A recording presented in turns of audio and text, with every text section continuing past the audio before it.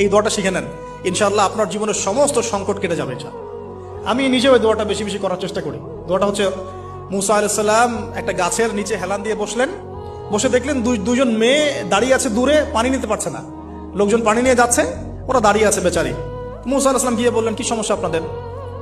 এটা নিয়ে আপনারা আবার মেয়েদের সাথে কথা বলার চেষ্টা করেন, ঠিক আছে? তো মাহারাম গায়রা মাহারাম মেনে চলে। তারা বললেন যে আমাদের বাবা অনেক বৃদ্ধ মানুষ, আমরা পানি নিতে পারি না যতক্ষণ না আমাদের কম পানি নিয়ে চলে যায়।